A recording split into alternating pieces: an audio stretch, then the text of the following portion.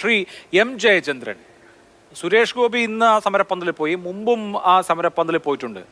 വീണ George തിരുവനന്തപുരത്താണല്ലോ താമസിക്കുന്നത്, പിണറായി വിജയൻ തിരുവനന്തപുരത്താണല്ലോ താമസിക്കുന്നത്.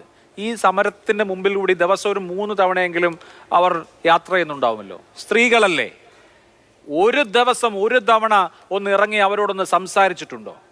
നിങ്ങളുടെ പ്രശ്നം എന്താണ് എന്ന് ഞാൻ കേൾക്കാം എന്ന ഒരു മനോഭാവമെങ്കിലും കാണിച്ചിട്ടുണ്ടോ?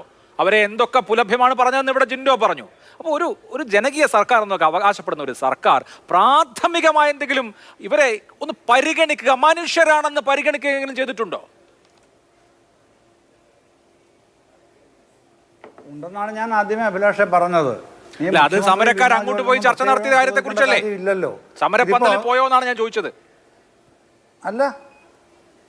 അല്ല, ഇത് കേരളത്തിൽ ആദ്യമായിട്ട് നടക്കുന്ന സമരമല്ലല്ലോ. ആശാവർക്കർമാരുടെ സെക്രട്ടേറിയറ്റ് മുമ്പുള്ള സമരം ഒരുപാട് സർക്കാരുകൾ ഭരിച്ചപ്പോൾ ഒരുപാട് സമരങ്ങൾ നടന്നിട്ടുണ്ട്. അന്നൊന്നും ഭരണാധികാരികൾ അവരുടെ വാഹനങ്ങൾ നിർത്തി സമരക്കാരെടുത്ത് ചെന്ന് ആശ്വസിപ്പിച്ച് ഞാനെല്ലാം ശരിയാക്കി തരാം എന്ന് പറയുന്ന പതിവൊന്നും ഒരു സമരത്തിലും കേരളത്തിൽ ഒരു കാലത്തും ഉണ്ടായിട്ടില്ലല്ലോ. പിന്നെ ഇപ്പം മാത്രം അത് വേണം, തൊഴിലാളികൾക്ക് സർക്കാർ ആയതുകൊണ്ട് വേണം എന്ന് പറയുന്നതിൽ ഭരണപരമായ കാര്യം വേറെ. അതിനെ അങ്ങനെയല്ലേ കാണേണ്ടത്? സമരക്കാരുന്നയിക്കുന്ന പ്രശ്നങ്ങളുണ്ട്. ആ പ്രശ്നങ്ങളോട് സർക്കാരിൻ്റെ നിലപാട് എന്താണ് എന്ന് ചോദിച്ചാൽ ഓക്കെ, അവിടെയാണ് പ്രശ്നം. ഇപ്പോഴും ജിൻഡോ ജോൺ പറയുന്നത് എന്താണ്? 700 രൂപയെന്ന് അതിൽ പ്രഖ്യാപിച്ചിട്ടുണ്ട് അത്ര പ്രകടന പത്രികയിൽ. ഞാനതാണ് ചർച്ചയിൽ ആദ്യം പറഞ്ഞത്, അങ്ങനെ ഉണ്ടെങ്കിൽ അതൊന്ന് വായിക്കാൻ പറയണമെന്ന്. അദ്ദേഹം അത് വായിക്കാതെ അങ്ങ് പറയുകയാണ്. ആയിക്കോട്ടെ, ഞാൻ ആ തർക്കത്തിലേക്ക് പോയി സമയം കളയേണ്ടതില്ലാത്തതുകൊണ്ടാണ്. ഈ 700 രൂപ ഗവൺമെന്റിനോ?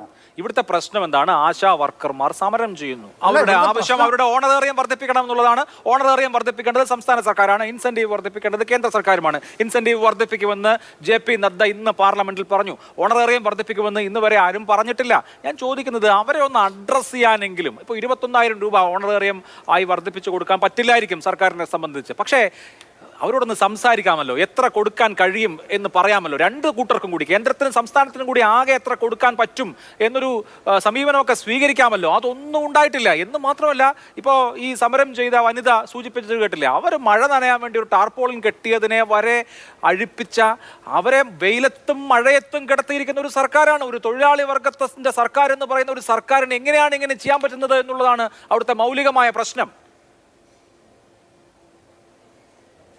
അല്ല, ഇവിടെ പിന്നെ സമരസമിതിയുടെ പ്രതിനിധിയായിട്ട് ചർച്ച പങ്കെടുക്കുന്ന ശാലിനി എന്താണ് പറഞ്ഞത് അഭിലാഷെ?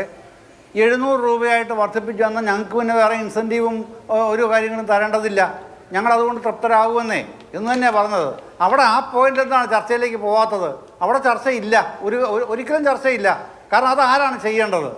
അപ്പം 60-40 ആണ് ഇവരുടെ ശമ്പളത്തിൻ്റെ ഇൻസെൻറ്റീവിൻ്റെയൊക്കെ അനുപാതം. ആയിക്കോട്ടെ, 60-40 തന്നെ വരട്ടെന്നേ. 60% 700 രൂപ വെച്ച്, പ്രതിദിനം 700 രൂപ വെച്ച് 21,000 രൂപ. അത് 60% സെൻട്രൽ ഗവൺമെൻറ്റും യൂണിയൻ ഗവൺമെൻറ്റും 40% സ്റ്റേറ്റ് ഗവൺമെൻറ്റും. തീരുമാനം എടുക്കേണ്ടത് ആരാണ്? സ്റ്റേറ്റാണോ തീരുമാനം എടുക്കേണ്ടത്? അത് യൂണിയൻ ഗവൺമെൻറ്റല്ലേ തീരുമാനിക്കേണ്ടത്, അല്ലേ? അപ്പോൾ അത്തരം ഇപ്പം അവർ സമരസമിതി പ്രതിനിധി തന്നെയാണ് ഈ ചർച്ചയിലെ ആവശ്യം ഉന്നയിക്കുന്നത്. അവരുടെ ആവശ്യം അന്യായമാണെന്ന് ഞാൻ പറയില്ല, ഒരാളും പറയില്ല. പക്ഷേ അതിലേക്ക് ആ ഒരു തലത്തിലേക്ക് ചർച്ച നീങ്ങണമെന്നുണ്ടെങ്കിൽ അതിനനുസൃതമായിട്ടുള്ള നിലയിൽ ചർച്ച മുമ്പോട്ട് വരണം. അല്ല, അതിനനുസൃതമായി ചർച്ച നീങ്ങുന്നില്ല. അതുകൊണ്ടാണല്ലോ രാജ്യത്തിന്റെ പാർലമെന്റിൽ ഇന്നലെയും ഇന്നും ഈ വിഷയം ഉയർന്നു. BJPയുടെ പ്രതിനിധികൾ, കോൺഗ്രസിന്റെ പ്രതിനിധികൾ, ഇടതുപക്ഷ പ്രതിനിധികൾ ഈ വിഷയം ഉന്നയിച്ചു. അതുകൊണ്ടാണല്ലോ കേന്ദ്ര ആരോഗ്യ മന്ത്രാലയത്തിന് ആവർത്തിച്ച് മറുപടി പറയേണ്ടി വന്നത്. ഇന്ന് ആരിസ് ബീരാന്റെ ചോദ്യത്തിന് കൊടുത്ത ഉത്തരവാണ് എന്റെ കയ്യിരിക്കുന്നത്. P സന്തോഷ് കുമാറിന് നേരിട്ട് മറുപടി നൽകി JP നദ്ദ.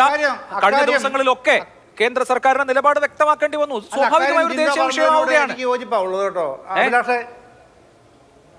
അല്ല, ജിൻഡോ പറഞ്ഞതിനോട് ഇക്കാര്യത്തിൽ യോജിപ്പാവുള്ളത്. ഇവിടുത്തെ ഈ സമരം കൊണ്ട് ഇത്തരം ചില പിന്നെ പരിണതികൾ ഉണ്ടായിട്ടുണ്ട് എന്ന് ജിൻഡോ പറഞ്ഞതിനോട് എനിക്ക് യോജിപ്പാവുള്ളത്.